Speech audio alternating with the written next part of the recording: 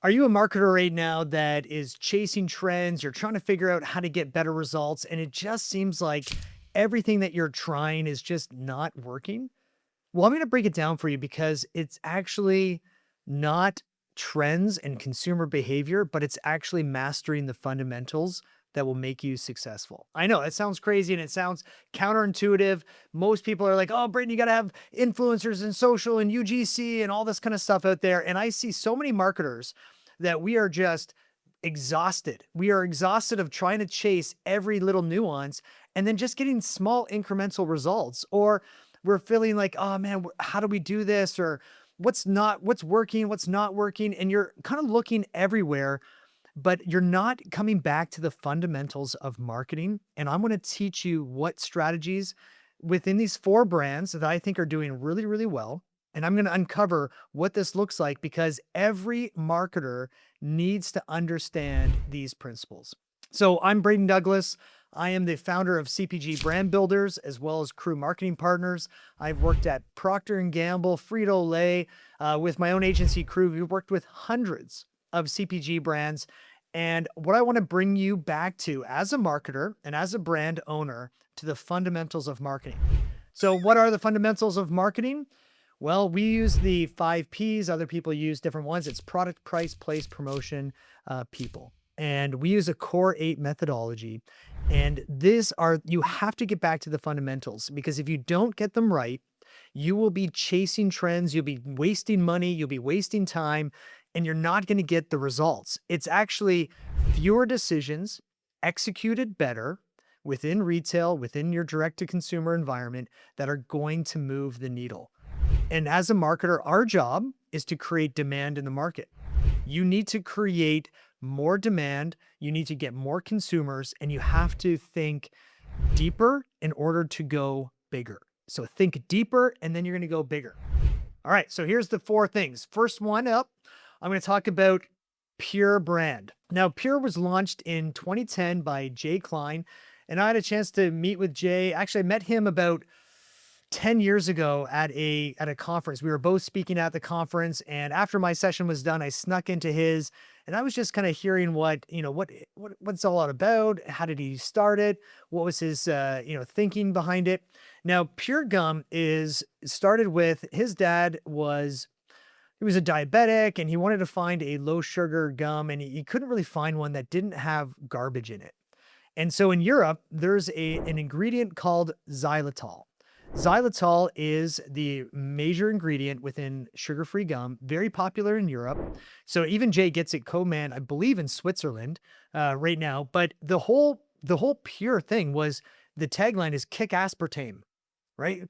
It's aspartame free. And what back in that mid 2000s is that everybody was trying to say like, oh, I don't want garbage, I don't want sugar. That's the enemy. But I also don't want to just put my fill my mouth with chemicals. And so xylitol is actually a really, really unique element. Now, the other thing that Jay did was even though, a lot of gums have these little packages in it. Now, these packages had, all those like little squares. But Jay was like, well, I just love like more of like an actual pouch so that people will actually dump more into their hand and like eat it.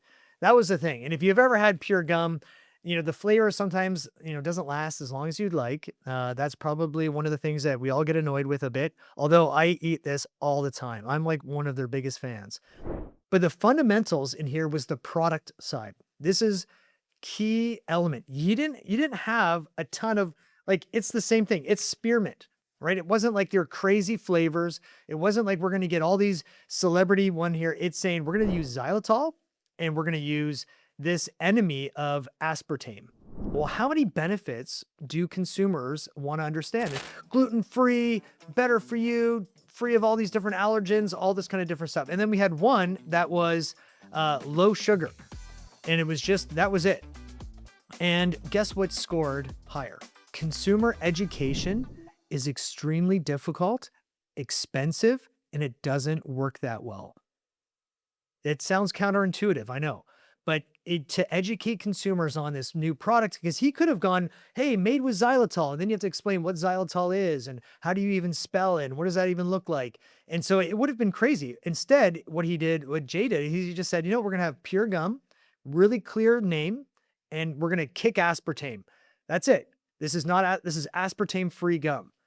One message, one clear thing, that it was an ingredient based product. And that was the entire strategy. Now, the one thing that even in Jay now, he launched mints with it, and it was the whole kind of strategy. And I think mints and gum make sense. And not too long ago, I saw him launch popcorn.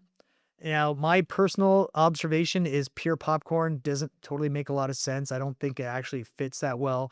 And Jay and I talked about that too at Expo West, and he loves it, and I am not a huge fan. I don't think it's going to work as well, but the gum, he crushed it, and it's actually one of my favorites. So when you're looking at your own brand and you're looking at your own marketing, I want you to think of less. I want you to say less, but say it louder. What is the one benefit that is so clear that your consumers will want to know within the category that people will want to buy? Not five. Don't look at all your benefit buttons on your package and start to think, well, hey, man, if we have way more benefits, it's going to be better. I'm telling you, it won't be. Choose the one benefit and then be really creative on how you want to create that and amplify that message, and then get all of your marketing in line with that. So whether that's the naming convention, it is that one clear benefit, and then you get your influencers, you get your in-store POS, you get all these other elements to come around that one singular message that is going to move your product forward. And that is going to be your key linchpin in that category. All right. Well, next product we are going to talk about, Love Corn. All right. This one's a fantastic product. I remember being at Expo and thinking through this, and it's like, it's corn nuts. Like, corn nuts have been around forever. Like, what is that key piece? And what I think Love Corn did really, really well was that they just differentiated on flavor.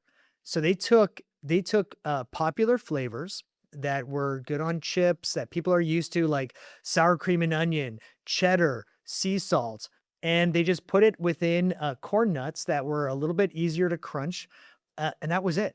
That's their whole strategy. Small multi-pack bags in flavors that people want to be able to see. And that was the key thing. And so I think that when people start looking at your portfolio, most strategists and marketers, we think we have to have all these like crazy unique flavors. And I have done so many different flavors, from paprika and mango habanero and truffle salts and all these different ones out here. And you know what moves? Barbecue, salt and vinegar, sour cream and onion. Like, consumers are boring. They just are. I don't know why. Like, they're just so used to it. People have these cravings. And when it comes to impulse products, they just go back to what they're always used to. Now, they might sometimes go to like a limited time only and be like, oh, that's really cool. And they'll try it once.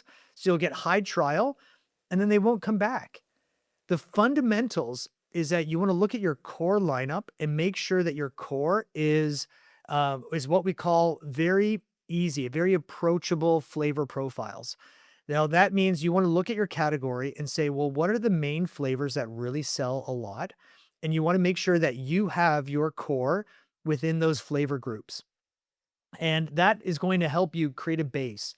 And then your innovation can come out of that, of what you're doing. Now, with what I love about Love Corn is that then they license with Minions on here to create a little bit of fun, a little bit of uniqueness, can leverage it. You're kind of going out into the market. But that was it. It's a really easy strategy. And I can see a lot of marketers, they spend a lot of time creating these unique flavor profiles that are out there that I'm like, guys, you don't need to do that. Get a very simple flavor profile in a new format. So this was corn nuts. And it's almost like, oh, I like corn nuts and I like salt and vinegar or sour cream or cheddar.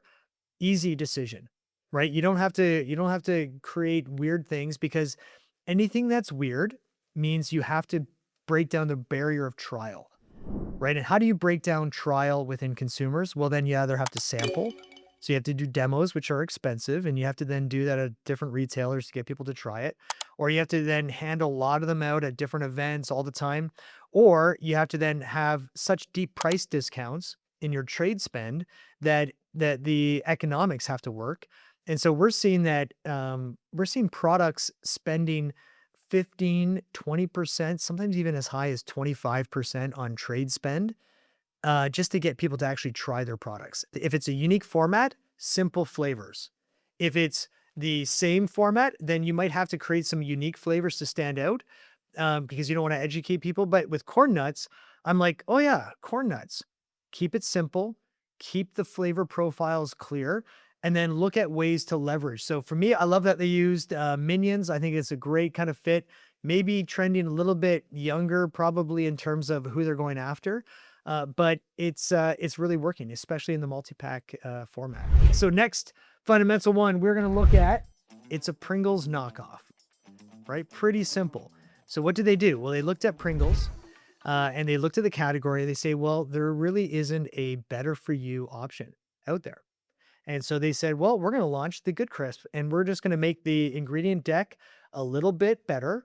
And it's still not even like super cleaned up, but it's cleaned up a bit, at least more so. We're going to clean it up. We're going to launch it through the natural channel. So you look at Whole Foods, you're looking at Sprouts, you're looking at, different natural sections within mainstream grocery. And we're going to launch the Good Crisp, right? So, yep, gluten-free, right? Non-GMO, project verified, done. That's it. That's the whole value proposition. And I think that some people, we look at this, we try to get so clever with all these different ways. And I'm like, if you've got the right price point, and if you like Pringles, but you want it better for you, this is the Good Crisp. It's pretty easy. It's simple. And yet now what they've done is now you can look at the same playbook. We're going to make a better for you option within a format people are used to. So now we're going to create cheese balls. Now we're going to create, I think they had crinkle cut potato chips. That's it. It's not overcomplicated. It's getting back to the fundamentals. The fundamentals of marketing in your product mix is what you want to have. And so I think this is where I'm like, guys, don't overthink your product strategy and you start to, niche on a niche doesn't work. You want to create big categories that are moving. You want to then innovate on them in a very incremental way with flavor profiles that consumers get and they understand intuitively. And then you launch it. It is as simple as that, yet executing that can be really tough. So the Good Crisp for me, I'm like they have Outback barbecue. Okay, so they have a normal barbecue flavor and then they just put Outback in front of it because they came from Australia. Okay, super brilliant, guys. Like pretty simple, but yet that's kind of what it is. Look at, right? Same thing that we were talking about before, sour cream and onion, right? Really simple. Same thing here. Sour cream and onion. Everybody knows it. It's easy because it's like cross category. So now if you're like, oh, I'm thinking about Pringles. Oh, Good Crisp, about $1 more, maybe a little bit more. Oh, that's worth it. I'll just pick that up. Easy format. And so now you can get into smaller formats. You can get into double canisters. And then your limited time only unique flavors. Yeah, come out with them at seasonal time. That's it. Don't overthink this. And if you get the right price point with the right product and a very approachable seasoning offerings, easy, and it's awesome. All right, last one. Now you can see HIPPEAS is launching into tortilla. And so now it's like we've got a Rockin' Ranch tortilla flavored HIPPEAS. And I'm like, oh, guys, like that is so easy. This is a chickpea tortilla chip. So here's what they've done. They took one ingredient, chickpeas. They made it into a format that people understand. It is a chickpea Cheeto, right? Everybody knows what Cheetos are. And now we have a chickpea option, which is a little bit better for you, a little kind of a unique flavor profile. And it's like easy.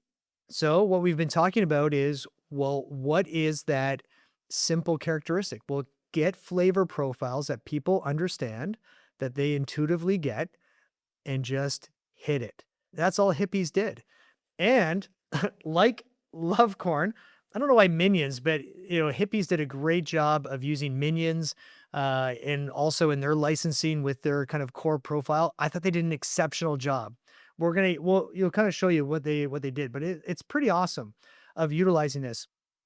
But that's kind of what this flavor profile. So now, if you're the brand manager and you're thinking, well, do we come up with another flavor of the extruded Cheetos style of hippies, or should we enter into a new category like tortilla chips? So, what I always look at is, well, is that category growing? Is it big enough? And tortilla chips, potato chips, chocolate bars, like these are big categories that you would want to disrupt. Disrupting small categories is a way to really die fast. You won't be able to get a niche category and then you bring in a niche, it's not going to work. Big categories, that's why beverage right now, if you're seeing all these beverage products, functional beverages, adaptogens in beverages, all these kinds of different things, which I'll probably talk about later because that whole category is getting crazy. But it's so easy and simple. And I think that then for me, the next piece is hippies with rock and ranch with protein or high fiber is probably going to be coming out next. Because now you can just take the same thing, easy profile, and add one core benefit that's trending. There's your innovation pipeline. It is not overcomplicated. It's very simple. Or you're using a licensing brand to like push it through to create some excitement at retail. And that's it. And so this is where the fundamentals of marketing really come in. So if you remember our core 8 methodology, which we kind of walked through, which is the fundamentals, number one is your product. So do you have a simple product like PurGum? One big benefit, we're going to go against aspartame, right? We have a xylitol ingredient that we have. Well, what do? You launch an aspartame-free gum. Easy. And in flavor profiles that are simple that people can get and understand. The next one is, well, what is that key benefit? Make sure that that benefit is singular focused. Go big on one benefit. What is that huge thing? We're all is. I was looking with Halo Top ice cream. Halo Top ice cream we are low calorie indulgence. That's it. That's the whole brand. Low calorie indulgence. Bang, put it up on the front. That they know exactly what they're doing in a big category, simple execution. And I think that what I've seen right now is marketers, we're chasing trends, we're chasing lots of activity on social and UGC and influencers, trying to like figure out, what's our way in. I'm telling you, bring it down to the fundamentals. What's the one key benefit for your product that consumers want in a large enough category? And then tell it in a creative way. That's it. Singular message. And it's going to feel boring. It's going to feel like, but I feel like I should be more than this. Don't overthink it. I'm telling you right now, simplify, but doing it in a way that is going to be creative on your brand and different pieces that you can get, you can start to use minions. You can get into some, really unique things, but just keep saying that same message over and over again.